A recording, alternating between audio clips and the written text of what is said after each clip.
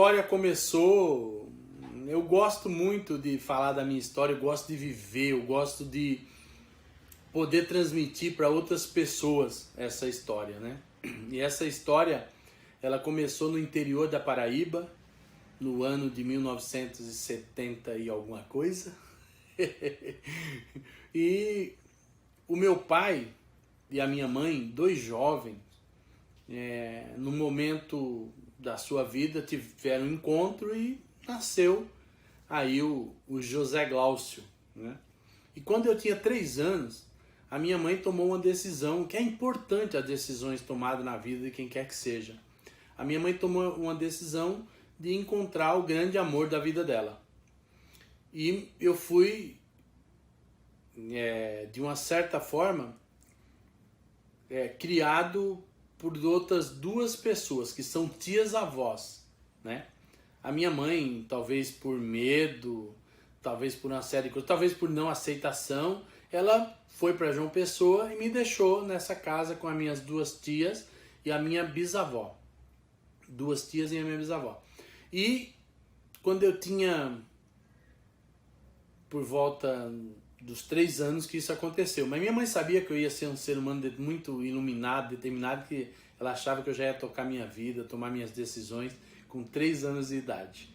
Mas eu não quero aqui deixar nenhum ressentimento para minha mãe. Adoro a minha mãe, hoje é minha amigona, uma pessoa maravilhosa, tá? Só para ter sentido na história. Então fui criado por essas duas tias, morando no interior da Paraíba. Essas duas tias não sabiam ler nem escrever.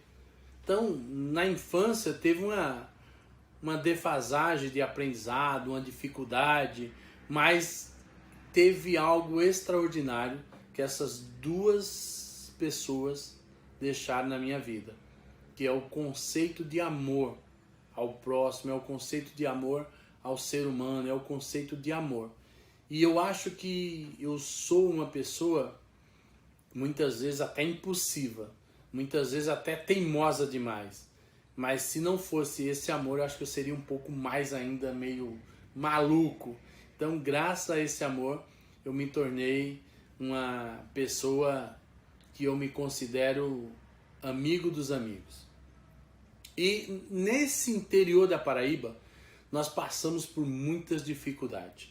Que morava em terra de engenho. Se você entende o que é terra de engenho, é onde o cara tem uma grande fazenda e ele permite que você more em um pedaço de terra.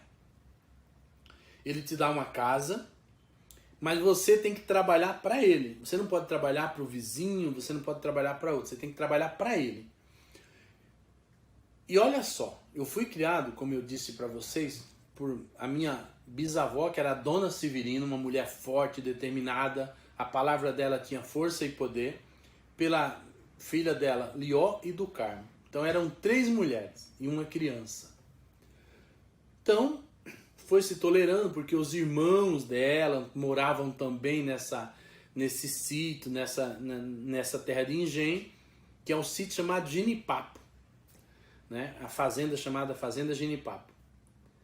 E quando eu completei por volta de 8 para 9 anos, nós recebemos um recado, lá chamava feitor, encarregado, hoje é líder, a gente chama de tudo quanto é nome, né?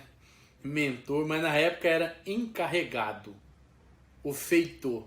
O feitor era alguém que trabalhava abaixo do senhor do engenho e ele cuidava de todas as pessoas que moravam lá para que o trabalho, a cana, tudo que plantava, a colheita, o mel que fazia, a rapadura que se fazia lá, tinha isso. Então eu recebi um recado que era assim, aquela criança de 9 anos, ela tinha que ir cortar cana, ela tinha que ir trabalhar na roça. E a minha mãe, a gente não tinha muita coisa, a minha avó já tinha partido, com 7 anos foi a minha primeira perda, perdi a minha bisavó, que era a Dona Severina, eu lembro do momento até hoje, mas eu lembro com muito amor dela, eu lembro com muito carinho dela. Tinha um pé de primavera maravilhoso na casa que nós morávamos e eu tenho essa referência, inclusive na minha casa hoje eu tenho um pé de primavera em recordação à memória da minha bisavó. E chegou o recado que eu tinha que cortar cana. Minha mãe disse, eu chamo de mãe, que é a minha tia, ali ó, que eu não iria cortar cana, que não daria para que isso fosse feito. E a gente não tinha muita coisa. O que tinha eram umas galinhas, um bode e tinha um boi. Vendemos tudo para comprar uma casa ou uma simples casa na cidade. Porque o que foi feito? Esse senhor engenheiro cercou toda a casa, colocou gado, vaca, boi em volta. Então a gente ficava cercado por esses bichos. Claro que um boi, uma vaca é legal, mas não para que você more junto com eles, cercado deles. E nós decidimos mudar para a cidade. E eu lembro como se fosse hoje, o dinheiro não dava para comprar a casa. Então um dos meus tios, irmão da minha mãe verdadeira, o Zé de Massal, ajudou a parte para comprar uma casa. Custou 3.500, acho que era réis na época, cruzeiros. E ele completou para comprar essa casa. Nós mudamos à noite, porque eu acho que a minha mãe ficou com um pouco de receio, com vergonha. Nós tínhamos apenas uma mesa e uma cama. E as roupas que a gente tinha, que era bem pouco. Então a mudança foi feita por 3 pessoas. Eu, minha mãe e a minha tia do Carmo. Nós mudamos à noite. Amanheceu o dia, eu lembro do gosto, do cheiro, parecia a melhor coisa do mundo quando nós mudamos. Amanhecia o dia na rua. Quando a gente fala na rua, porque no sítio não tinha luz, não tinha energia, não tinha nada disso. Quando nós mudamos para a rua, eu achava que tinha, e a casa que nós mudamos também não tinha. Continuava sendo luz de gás, onde você estudava e a ponta do nariz ficava preto. Você não enxergava muito bem. Mas existia muito amor para compensar tudo isso. E com 9 anos moramos para a rua, e você não tinha mais onde criar nem plantar lá no que você fazia. Então, qual era a sugestão? Tem que se fazer alguma coisa. Então a minha mãe, ela colocava água para as outras vizinhas com um pote na cabeça, com balde. A outra minha tia tirava lenha para vender, para ajudar as pessoas. E eu fui, nesse momento, até me passou uma memória aqui na cabeça que eu deixei de falar.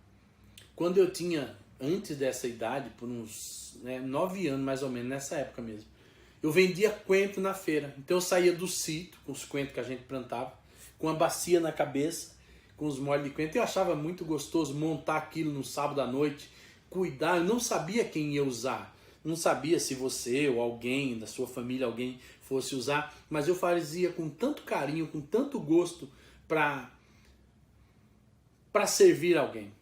Então eu vendia coentro. E eu lembro que eu tinha sempre um sorriso e eu acabava meus coentros primeiro do que os outros. Eu não sabia, mas ali eu estava despertando a minha trajetória em venda. O meu primeiro ato de vender, ele vem com um ato de amor. Venda e amor.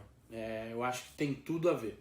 Então, voltando. E voltei. Então, precisa fazer alguma coisa para que tenha o alimento. Era nós 3. Então, eu fui trabalhar com meu avô. E eu fui trabalhar com meu avô na roça. Tinha que carpir. E eu não gostava muito de carpir. Não era meu forte. Não era o que eu queria. Eu não gostava. Eu andava 2 horas a pé todos os dias para começar a trabalhar. Então saía de casa às 5 horas da manhã, chegava às 7 horas andando a pé, depois trabalhava o dia inteiro e voltava às 16 horas, porque à noite eu tinha que ir para a escola. Imagina a vontade que eu tinha que ir para a escola, a determinação, Não era tão fácil. Mas seguiu, até que um dia eu tomei uma das primeiras atitudes minha. Eu peguei a enxada e eu quebrei a enxada inteira, arrebentei, ficou só um pedacinho do cabo desse tamanho e joguei fora. E eu saí chorando naquele dia e vim embora, não disse nada. Cara, eu tenho um avô chamado Seu Massal, que é um ser humano extraordinário, um dos melhores líderes que eu conheci.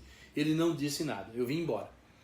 E nesse período, todas as noites na casa do meu avô, se reunia toda a família. Os meus tios, alguns primos, não tinha primo, era tio, eu sou o mais velho, então era tio, o meu avô como o líder, e cada um contava sobre os negócios. Um falava sobre a banana que vendia, o outro sobre que vendia, trocava cavalo, o outro que vendia frutas, jaca, galinha, etc, etc e tal. E tinha essa reunião todas as noites, que eu amava. E nessa noite eu não fui, porque eu tive vergonha da minha atitude, do meu comportamento. Mas o meu avô, como sabe, foi até a minha casa, e daí o meu avô não disse nada, ele só disse assim, então a partir da manhã você não vai mais carpir na roça, não precisa chorar por isso não, você vai trabalhar agora na cocheira. E eu fiquei feliz, porque eu estava não mais fazendo aquilo, eu trabalhava na cocheira. E eu fui trabalhar na cocheira, e aí o que aconteceu? Eu limpava a merda das vacas. Se eu fosse educado, eu falaria cocô. Eu limpava a merda das vacas e tirava capim para não era a vaca, eram os cavalos, para manter os cavalos. Então eu cuidava especificamente de cavalos, cuidava dos cavalos, limpava e tal. E um dia estou eu com a carriola cheia de merda de vaca, atravessando a rua para jogar no lugar adequado. E o que aconteceu? Veio as meninas da escola, os meninos da escola, e naquele dia aconteceu algo extraordinário que eu vou contar para vocês no próximo bloco. No próximo, aguarda que eu vou contar para vocês.